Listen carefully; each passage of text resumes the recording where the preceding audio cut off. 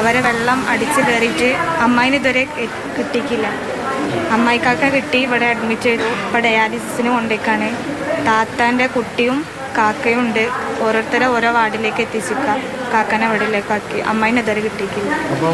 വീട്ടിലുണ്ടായിരുന്നു ആ സമയത്ത്? ആ സമയത്ത് വീട്ടിലുണ്ടായിരുന്നു. എത്ര പേരുണ്ടായിരുന്നത് വീട്ടിൽ?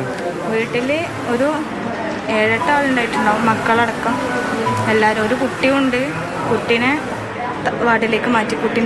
കുട്ടി ഒലിച്ചു പോയിട്ട് ഒരു സ്ഥലത്ത് തങ്ങി നിന്ന് അങ്ങനെ കുട്ടീനെ ഇപ്പോൾ ഹോസ്പിറ്റലാക്കി നമ്മുടെ വാർഡിലേക്ക് മാറ്റി. ഇവിടേക്ക് എത്തിച്ചു, രക്ഷപ്പെടുത്തി എത്തിച്ചു. തലക്ക് ഇനി ഒരാളെ കൂടെ കാണാനുണ്ടെന്നാണോ പറഞ്ഞത്? മിസ്സിംഗ് കേസ് ഉണ്ട്. ഇത് ചൂരൽമല തന്നെയല്ലേ സ്ഥലം? ചൂരൽമല ടൗണിലാണ്. ഇപ്പോൾ എന്താണ് ആരോഗ്യസ്ഥിതി? എന്താണ്? ഫുള്ള് ബോഡി പെയിൻ ഉണ്ട്. ഓരോരുത്തർ അവിടെ ഉണ്ട്. കാക്കൊക്കെ ഫുള്ള് ബോഡി ആകെ സീനായിട്ട് ഹോസ്പിറ്റൽ അവിടെ ഇങ്ങനെ കിടക്കുന്നുണ്ട്. ആ പ്രദേശത്തുള്ള വീടുകളൊക്കെ ഇതാണ് അവസ്ഥ. വീടിൻ്റെ ഒരു ഭാഗത്തു നിന്ന് ഇടിച്ച് വന്നിക്ക വെള്ളം. പകുതി പൊളിഞ്ഞു പോയി. വീടിൻ്റെ അടുത്തുള്ള വീടൊക്കെ പൊളിഞ്ഞു പോയി. ആശുപത്രികളിൽ നിന്നുള്ള പ്രതികരണമാണ് മധു ലഭിക്കുന്നത്. ഇത്തരത്തിൽ കൂടുതൽ പേര്, ഇനിയും ആളുകളെ കാണാനുള്ളവരുണ്ട്.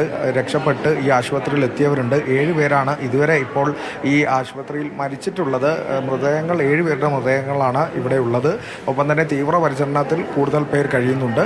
ആശുപത്രിയിലേക്ക് ആംബുലൻസ് ചീറിപ്പാഞ്ഞ് ഓരോ മിനിറ്റും എത്തിക്കൊണ്ടിരിക്കുകയാണ്. കൂടുതൽ പേർ ആശുപത്രിയിലേക്ക് എത്തുന്നുണ്ട് എന്നുള്ളതാണ്. വാർഡിലും തീവ്രപരിചരണ വിഭാഗത്തിലുമൊക്കെയായി കൂടുതൽ പേർ ചികിത്സയിലുണ്ട് എന്നുള്ളത് തന്നെയാണ് ആശുപത്രിയിൽ നിന്ന് നമുക്ക് നൽകാൻ കഴിയുന്ന വിവരം. അത് ചൂരൽമലയിൽ നിന്നുള്ളവരാണ് ഇവിടെ കൂടുതലും ഉള്ളത്. ചൂരൽമലയിൽ നിന്നും രക്ഷാപ്രവർത്തനം നടത്തി ഇവിടെ എത്തിച്ചവരാണ്, ഈ ഭാഗത്തുള്ളവരാണ് ഈ ആശുപത്രിയിൽ ഇപ്പോൾ നിലവിലുള്ളത്. മാധു, അരുൺ, അതിനിടയിൽ ഈ മലപ്പുറത്ത് ഒഴുകിയെത്തിയ മൃതദേഹങ്ങളുടെ എണ്ണം വർദ്ധിച്ചു എന്ന വാർത്ത കൂടി അരുൺ പങ്കുവെക്കുന്നുണ്ടല്ലോ. ഇരുട്ടുകുത്തിയിൽ കണ്ടെത്തിയ മൃതദേഹങ്ങൾ കരയ്ക്കെത്തിക്കാനും സാധിച്ചില്ല എന്നുള്ളത്.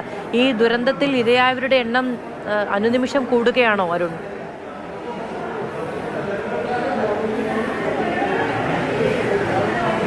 അതെ, അങ്ങനെ തന്നെയാണ് മാധു നമുക്ക് വ്യക്തമാവുന്നത്. ഇപ്പോൾ ആകെ മൃതദേഹങ്ങൾ 20 ആയിരിക്കുന്നു എന്നുള്ളതാണ്.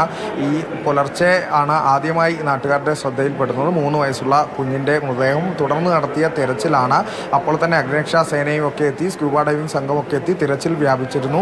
കാരണം ഇപ്പോൾ 20 മൃതദേഹങ്ങൾ എത്തിയിരിക്കുന്നു. അത് ഇരുട്ടുകുത്തിയിലെത്തിയ 4 മൃതദേഹങ്ങൾ ഇപ്പോഴും കരയ്ക്കെത്തിക്കാൻ സാധിച്ചു.